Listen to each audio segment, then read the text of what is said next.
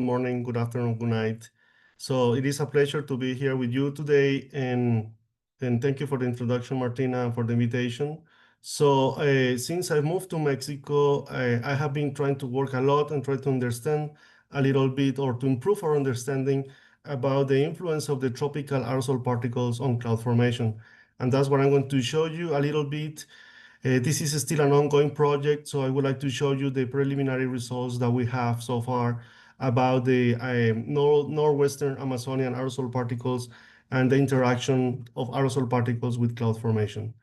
So as we know, the Amazon is really big. So as you can see from in this figure from the BBC, it covers around 6.7 million square kilometers. So it covers a large part of South America. And many people think that the Amazon belongs to Brazil, and it is because 60% of the Amazon indeed belongs to Brazil. However, the rest, the 40%, belongs to other countries such as Bolivia, Colombia, Ecuador, Guyana, Peru, Suriname, Venezuela, and French Guiana, as you can see in this map. So we have different conditions in the Amazon. So in theory, if we are under natural conditions, we should have, the internal aerosol particles that are emitted by the Amazonian biosphere. We might have African dust also coming into the Amazon, and we might have also the Atlantic marine aerosol particles as they are very close to the Atlantic Ocean. However, we all know that there is not any corner in this planet where the anthropogenic influence is not there. So unfortunately, the Amazon is not exception. So we can get also in-basin biomass burning particles or emissions. We can have a biomass burning from Central Africa, and we can also have in-basin pollution. So there are around 33 million inhabitants, people living into the Amazon. So obviously, because of the daily activities, they emit a large amount of atmospheric pollutants. So under this scenario, under natural conditions, the hydrological cycle should look like this, for example. This is a nice figure from Uli Posch. So we can see that we have, the emissions, we have particles, we have gases, VOCs, primary biological aerosols. Some of them might act as a cloud condensation nuclei, some of them could act as an ice nucleating particles, and then we have clouds, and then we have precipitation. Everyone is happy, and everything is okay. However, we have biomass burning into the Amazon basin. So you can see this figure from films from the NASA, and you can see the large amount of biomass burning biomass burning taking place in southern Amazon. And also you can see here in the northern South America, we can see these red spots that belongs to biomass burning. We also have, unfortunately, deforestation. So thousands of hectares every year of forests are clear, and this is mostly coming because people would like to expand the agricultural frontier as well for mining and livestock farming. So this is very bad, and if you put all these numbers together, we come up to this unfortunately number that in 2019 the Amazon lost more than 1.7 million hectares of primary forest. So this is very unfortunate, and this is pretty bad. So this is equivalent to approximately 3 soccer fields of pristine forest being cut down every minute. So I will repeat it. 3 soccer fields of pristine forest being cut down every minute. And we would like to know what we can find, or what is within a soccer field, which means within 1 hectare of the Amazonian. So we can have this. So we can have 160 species of birds. We can have 33 species of trees. We can have 33 species of amphibians, reptiles, fish, primates, and we have also billions of invertebrates individuals. So every minute, 3 of this amount of species can be getting lost in the Amazon because biomass burning and because of deforestation. So this is really bad. So we are now facing a transition. So we are moving from a picture like on the left-hand side of this image. We are now moving towards the right-hand side of this figure. So you can see that we are losing these rainforests, and we are moving into plains, or we are moving into savannas, which is very, very bad. So who is responsible for this? So in this very nice review from the BBC that was published in 2020, It is in Spanish, but I tried to translate it to English. So we can see here the annual cumulative loss rate of primary forest in the Amazon between 2002 and 2019. And then you can see this is the percentage that is lost. And then you can see, for example, how in Brazil, this is getting really, really bad and it's increasing with time. We can also have here in Bolivia, this is really, really bad. And then we have Peru, and then we have Colombia. So from this figure, we can conclude that Brazil, Colombia, Peru, and Bolivia are the countries with the greatest loss of primary forests, and this is really, really bad. And yeah, and then how can we control this, or who is responsible for this? So I have two examples. In the left-hand side, the example from Colombia, and in the right-hand side, I have an example from Brazil. So you can see that Colombia, for example, they were losing around 50,000 hectares per year, and then suddenly you can see this huge increase in 2015, and it stays until 2018. And this is because the Colombian government signed an agreement, a peace agreement with the FARC, with the guerrillas. And then the guerrillas, they went somewhere else. They were not anymore there. So then the increase of deforestation and land grabbing increases dramatically. So this is really, really bad, because you will see that the civil war that we have in Colombia with the FARC was really bad. But unfortunately, when we signed the peace agreement, this was really, really bad for the Amazon. The other example here for the Brazilian situation is, again, they were having 1.5 million hectares lost, well, around 1 million. And then suddenly again, this increased dramatically. And this is because they got a new president. So Jair Bolsonaro, he was elected as the new president, and his policies and environmental policies were really, really bad, or were against the Amazon, because they cut significantly the budget for the environmental agencies. And then you can see how, again, the loss of primary forests increased dramatically in Brazil. So the conclusion from this figure is that the conservation of the Amazon depends on many different variables and components, such as politics, civil wars, guerrillas, drug trafficking, etc., etc. So this is a huge, huge challenge for the community, the international and local community, trying to preserve these important rainforests. And then what is the impact of this? So this was a previous scenario. This is a paper that Carlos Nobre and these colleagues, they published in PNAS in 2016. But I took this information from the BBC report again. And then you can see how was the previous scenario about the cover of the Amazon. So you see that the green cells correspond to the tropical forest. And then you can see now what is the newest scenario for 2050. So this is really, really bad. So unfortunately, the green cells are getting lost. And then we are getting more savanna. So we are getting more these pink cells, which is really, really, really bad.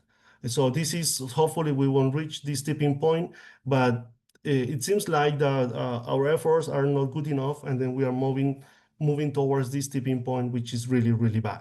And we all know that the Amazon is a source of water. And then this water can be translated to cloud formation. And then in conclusion, the Amazon distributes rain throughout South America.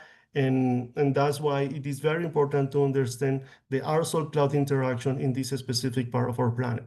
So the question is, what do we know about the aerosol cold clouds interaction in the Amazon? So I hope I was able to convince you that the Amazon is very important, that the Amazon is having a huge problem. But then what do we know about this? Because if we know what is the current situation, we can now try to understand what's going to happen in the future, right? So again, this is the Amazon basin. And then here in this yellow star, we have is close to Manaus, where we have Ato. So this is the Amazon Tall Tower Observatory. This is a very nice, beautiful infrastructure from the German-Brazilian project that started operations in 2008. So they have a more than 300 meters high tower, and they have other small towers. And then the main objective of ATO is to expand our understanding of the Amazon rainforest and its interaction with the soil and the atmosphere. ATO seeks to learn more about the geochemical cycles, such as the carbon cycle, the hydrological cycle, and energy flows in the Amazon. So this is a very beautiful project, which is, as I showed you here before, is located in central Amazon, the most pristine part of the Amazon. So there was a project, the first project, that tried to understand the ice cloud formation. So they measured the ice nucleating particles. This was run in 2008 between 9 February to 9 March 2008 during the rainy season. They call a Maze '08, and it took place again in central Amazon. So they used the Colorado State University Continuous Flow Diffusion Chamber, and they were located about 40 meters above ground level. And then you can see here the IMP concentration per liter of air as a function of temperature. And well, they found that the aerosol particles from central Amazon were found to act as IMPs by immersion freezing between -19 and -33 degrees. So we would like to put in context this concentration of IMPs. So we come to this nice figure from the review from Samin Kanji, and then we can see here the distribution of IMPs as a function of their source. And then I put here this black line that corresponds more or less to the IMPs measured in central Amazon. If you look here at the red arrow, this corresponds to the green bar or the green colors, and green corresponds to biological and rural aerosol particles or rural and biological IMPs. So one would expect that this black line should somehow line up with the green bar, but this is not the case, because here we all know as a community that biological particles are very efficient as ice nuclei. However, Anthony Prenny and Paul DeMott and collaborators, they didn't find this. So they found that those particles can act as an ice nuclei in a very decent way. They are not extremely efficient. They are moderate IMPs, let's say. So then there was, after 12 years, there was a second paper from Jan Short from Germany. So they used FRIDGE, the Frankfurt Ice Deposition Freezing Experiment, where they argue that they are able to measure condensation and deposition freezing, IMPs. So they did it above water saturation. So you can see here in the top panel about at -20 degrees, middle panel -25 degrees, and bottom panel at -30 degrees. So they did it for 4 different seasons between 2015 and 2017. So some of them happen in summer from the Northern Hemisphere. The others happen within the winter, spring in Northern Hemisphere, and then again in winter within the Northern Hemisphere. So what we can get from here, again, I try to compare with this paper from Samin, and then we have the black dotted line, and then we put here the new database. So this database was definitely larger. That's why they call long-term IMPs. They did it at 4 different seasons, and they found that the IMP concentration is even lower than those measured by Anthony Prenny and Paul DeMott. This also happens in central Amazon at the same spot of Atto. And again, are far away for the green bar, where we will expect to have these aerosol particles, because we all know that the Amazon is full of different species, bacteria, pollen, fungi, virus, etc., etc. So we will expect to have this information here. So again, we come back to this information. This is the Amazon basin, and so far we only have these 2 studies available about ice formation within the Amazon, and both took place here when we have this yellow star. So, but what happens with the border of the Amazon? Because, the border of the Amazon is where the anthropogenic influence is perhaps the largest, because, we want to, as I showed you before, we want to burn these forests, we want to expand the agricultural frontier, we want to have livestock, we want to have many, many things. So the question is, what's going on outside of the borders of the Amazon, not in central Amazon, because it's clear that the central Amazon is very pristine, is a very unique, but the Amazon is also, many things are happening here in this green line, red line at the borders of the Amazon. So to answer this and trying to understand what's going on, so we will run this project that we call the Spring Northern Amazon Aerosol Experiment, SNOMAX. So you can see we have now a second spot where we try to measure ice cloud formations within the Amazon. This is in the northwestern Amazon in the Colombian territory. And this is a project that was a collaboration between the UNAM here in Mexico and the Amazonian Institute for Scientific Research, the Colombian institute that is called SINCHI. So we went there twice. So we went in 2024 between 14 and 28 of March. This was during the warm, dry season. This means the biomass burning season. And this was in collaboration with the Universidad Militar Nueva Granada. This is a public university. And then we went back in 2025, so a month ago, between 19th of May to 29th of May, this was the rainy season, and this was a collaboration between two other different universities, local universities, La Salle University and Santo Tomas University. So these are three figures that we got with a drone. So you can see here the rainforest at the back, at the top left, and then in the middle, so this is our sampling site that is called Estación Experimental El Trueno. So this station belongs to the Helsinki, and they do many different activities, scientific activities. They are mostly focusing on vegetation, on soil, not too much on air or the atmosphere. So this is a zoom in of this station. As you can see, they have different, they have a small infrastructure within this specific spot. So we wanted to be as far as we can to the ground because we don't want it to have resuspended aerosol particles. So we put this little infrastructure where we were 6, 7 meters above ground level. And then we place different instruments. Hopefully this is working, maybe not. Well, this is the figure. This is how it looks like, our infrastructure there. And then, oh, okay, here it's going. So,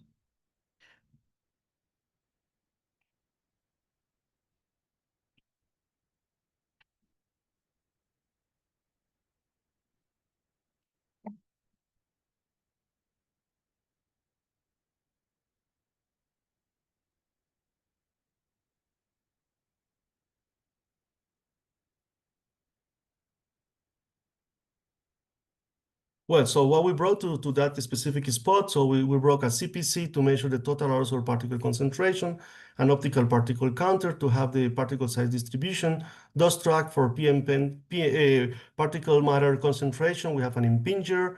We have a Moody to collect aerosol particles for scanning electron microscopy and for ice nucleation experiments. We have during the biomass burning season, we have 3 mini balls to collect aerosol particles for chemical analysis. And during the rainy season, we have high balls because the air was expected to be very clean. Also for chemical analysis, we have a meteorological station and a bioimpactor. So what we found there is unexpectedly, we found high levels of PM2.5 and high levels of PM10. So as you can see here, this is just an example. We have PM2.5 as a function of time. So we have the time series here. And then this is the Colombian and Mexican guidelines for air quality for PM2.5. And here we have the WHO guidelines. And then we found a large amount of particles on March 2024. So this was a completely surprise for us because this is a pristine environment where there is not activity. The closest town it has 50,000 inhabitants, so it's a very remote place. So we were really surprised to have this. However, when we checked the data, this was not completely surprising because as you can see here, we have again the biomass burning. So for those of you who are not very familiar with South America, this is Colombia, and then on the side we have Venezuela. So you can see most of the red dots, which correspond to biomass burning, are located in Venezuela, and some of them are located within Colombia. The green star is our sampling spot, the northwestern Amazon. And then the question is, can those emissions for biomass burning happening in the Venezuelan and Colombian plains be transported towards the northwestern Amazon? So we run high split, and as you can see on those red arrows, unfortunately, most of the time, the air was coming from Venezuela and Colombia towards the northwestern Amazon. So we have a previous study in the same area. So in this case, we were trying to understand the air pollution level where we have the black star that corresponds to my hometown called Villavicencio. And then you can see this is the OC distribution or the OC concentration along the Orinoco River basin. And then you can see how this flow we have here that we call the Orinoco low-level jet. So we have this low-level jet that blows air from the Caribbean Sea into the Venezuela and from Venezuela into Colombia. And then we saw that this heavily impacted the air quality in this black star. And then the green circle is where we have our sampling spot in the northwestern Amazon. And from this study in 2022, we somehow guessed that the pollution levels will be also affected, or the air quality will be also affected here. So you can see how when we get the rainy season, this the OC concentration diminished dramatically and completely disappears. So that's what we are seeing here. And then we also did this reanalysis from the camps. This data is coming from Mark Parrington from Europe. So he shared this information with us. And then you can see here how is the PM2.5 distribution along the Orinoco River Basin. And then we can see also how the PM2.5 is increasing thanks to the combination of the biomass burning happening here in Venezuela and in Colombia, and combined with the Orinoco low-level jet that is moving these emissions towards the northwestern Amazon. But this is not only this biomass burning season only happens for a specific time of the year, as I show you here. This happens only between February and April. When we get the rainy season, the air gets completely clean, and then we saw it also there in the northwestern Amazon. So on March 2024, you can see the PM2.5 levels, very high amount of particles, and then when we get the rainy season on May 2024, particles went down dramatically. On May 2025, particles went down dramatically. So in terms of total particle concentration, you can see that during the biomass burning season, the particles were up to 3,500 particles per cubic centimeter. And during the rainy season, they went down 7 times. So we got concentrations up to 500 particles per cubic centimeter. So the high levels of pollution that we observed in March 2024 were not observed during the rainy season. So the PM2.5 concentration was below 2 micrograms per cubic meter. So we can see that when the monsoon arrives, the air gets completely clean, and then we get a very small amount of aerosol particles. In terms of the composition, if you look here, we can see that the composition, this is a comparison between the biomass burning season and the rainy season. This is a preliminary result. We also did other analysis, but I don't have time to show you all the results. But you can see here that the bulk chemical composition between the rainy season and biomass burning season in the northwestern Amazon is significantly different. And this is not a surprise. I showed you in the previous slide that the amount of particles decreased significantly. And obviously this has an impact also on the chemical composition because the sources are completely different. So now these differences that we are seeing between the biomass burning season and the rainy season is translated into cloud formation.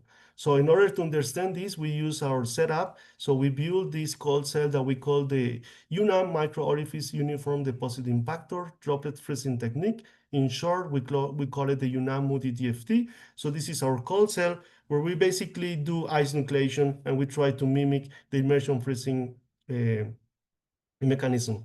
So how does it work? So we have aerosol particles, we have a Moody, so we pass air through the different stages, and each stage we have a glass cover slips like this one, and then you see the rings. These rings correspond to aerosol particles that get deposited onto the glass cover slip. And then we got these glass cover slips with the particles, we bring them to Mexico, we put them into our cloud chamber, and then we measure the IMP concentration and the IMP efficiency. So the way it works, so as I said, we try to mimic the immersion freezing process that you can see here in this cartoon. So this is how the aerosol particles look like at the beginning of our experiment. So aerosol particles at 0 degrees. So then we pass by humid air, so air condenses on those aerosol particles, and then we get the liquid droplets. These are super cool liquid droplets at 0 degrees with immersed aerosol particles there, so we can just not see them, but they are there, trust me. And then we do the temperature ramp, so we decrease the temperature from 0 to minus 40 degrees, and then droplets freezes, thanks to the aerosol particles that are immersed on them. So this is a small animation, a video where you can see how droplets will start freezing, thanks to the aerosol particles or the IMPs that we have within the liquid droplets. So then we are now going into our results. So we, as I said, we went first during the biomass burning season. We have here the IMP concentration as a function of temperature between March 15 and March 27. And then we have the average IMP concentration, that is the black line. So the conclusion here is that it was found that the aerosol particles in the northwestern Amazon are able to act as IMPs between minus 20 and minus 35 degrees. So nothing surprisingly. And then we compare the two different seasons, so biomass burning versus rainy season. And then surprisingly, we found out that the IMP concentration in both seasons are rather comparable, as you can see here. So green corresponds to rainy season and red corresponds to biomass burning season. And you can see that there are very small differences here at high temperatures, but somehow they line up at the same concentrations. However, we have to be careful because, as I showed you before, when we have the biomass burning season, we have a huge amount of aerosol particles, up to 3,500 particles per cubic centimeter. And during the rainy season, we have a little amount of particles, up to 500 particles per cubic centimeter. So we calculate the active site density, NS. So we will find out that the particles from the rainy season are clearly more effective IMPs compared to the aerosol particles coming from the biomass burning season. So then this is where more or less this is the message. This is very new, so we just got this data yesterday night. So that's why I haven't been able to calculate NS, but this is very clear because NS is the normalization of the IMP by the surface area, and obviously this little amount of particles have a much smaller surface area compared to this large amount of particles. And because the surface area goes into the denominator, so in theory, well, no, at the end, the NS will be way, way higher. The rainy season data will have much higher NS values compared to the biomass burning season. So now we compare against the literature. So we will have this. So we have, again, IMP concentration as a function of temperature. Sorry, I changed the colors here. But in red, we have the biomass burning season. In blue, we have the rainy season. Then we have the Anthony Preni data that was collected during the rainy season in central Amazon in gray. And then we have in black, we have the data collected by Jan Schrott during 4 different seasons in 2020 in black dots. And then you can see that somehow our data line up quite well with Anthony Preni data. The data from Schrott is a little bit lower, especially at -25 and -30. But up to date, something that is very conclusive here is that up to date, there is no sign that the ubiquitous Amazonian biological particles are good IMPs. And this is a completely surprise to me. I was completely shocked that the biological particles that we know that they are there in central Amazon and the biological particles that we know that they are in the northwestern Amazon, they are not good IMPs, or at least these 3 different studies were unable to measure ice nucleation at temperatures above -18 degrees. And then, so I was surprised, and obviously we measure biological particles. So you can see here, this is the relative abundance of cultural bacteria in the morning, at noon, and in the afternoon. And then you can see that they change along the day. So this means that the communities or the species that we found in the morning are different than those in the afternoon, or at least the abundance is significantly different. But there are a huge amount of bacteria there. There is a huge, huge amount of bacteria there. There is also a large or significant amount of fungi that we have there. As you know, culturable fungi, well, when you do cultural studies, this corresponds to 1% of the entire population. So we also did metagenomic analysis to understand this in a deeper way, but I can guarantee you that there are a huge amount of bacteria. There is a huge amount of fungi in the northwestern Amazon, but why we are not seeing this signature, the biological signature that we usually see it at -5, -10, -15, the lowest. We don't see that sign. So this is very surprising. However, we all know that not every single biological particle is a good ice nuclei. So we did this study here also in Mexico, where we analyzed 32 different local bacteria. We've analyzed 6 local fungi, and we analyzed 18 local phytoplankton. And you can see that out of these 56 different species, biological species that we analyzed, only one, that is the Cupravidius pauculus, which is this one, was able to act as ice nuclei at temperatures about -15 degrees. So the rest, they belong more or less around -20, -25, pretty much to what I found here. They align quite well with this. So the question here is what's going on with the tropical biological particles? Because we have seen different biological aerosol particles from mid latitudes and high latitudes that they are able to act as ice nuclei, as I said, at warm temperatures, -5, -10, -15. But it seems like that the tropical biological particles, they don't like to be an ice nuclei. Because there are 3 different studies here in the Amazon. We have this study here in Mexico with local biological particles, and we don't see a real sign that the biological particles are good ice nuclei. So I don't know if the temperature, the high temperature that they have here is the case, because for example, this bacteria that I show you that that we assign as a good ice nuclei, this bacteria was collected in Alzomoni. This is a high altitude observatory that we have at 4,000 meters above ground level. And obviously, because it's so high, temperatures they are very low. It's a very harsh environment. But the rest, they were collected at ground level, where we have high temperatures, a high relative humidity. But this bacteria was living in a completely different environment. So maybe that's why the bacteria that we are used to collect in mid latitudes and high latitudes, they are expect to experience harsh conditions, and that's why they are able to act as ice nuclei. But it seems like that the tropical bacteria, the tropical biological particles, they hate to be an ice nuclei, which this is completely surprising to me. And I don't know, I would like to discuss with you guys. And then just to close up my presentation, I would like to show you this nice figure from Scott Martin from the same experiment that they did in 2008, AMAZE 08, where they have the satellite information trying to understand how is the distribution of clouds within the central Amazon. And then we can see that the largest, at low temperatures, the largest fraction of clouds are ice clouds, mixed phase clouds are here in the middle, and liquid clouds are obviously close to high temperatures or warm temperatures. And then the conclusion from here is that the ground-based measurements from Anthony Prenny, from Jan Schrodt, and our own measurements agree with satellite observations where ice-free clouds were rarely observed for temperatures colder than minus 20 degrees. So that means, so here everything below this temperature is ice, is mostly ice. And I showed you here before that below minus 20, these are very good ice nuclei because above this temperature, they are very, really bad ice nuclei. So maybe that's why the presence of ice is not very prevalent at super high temperatures.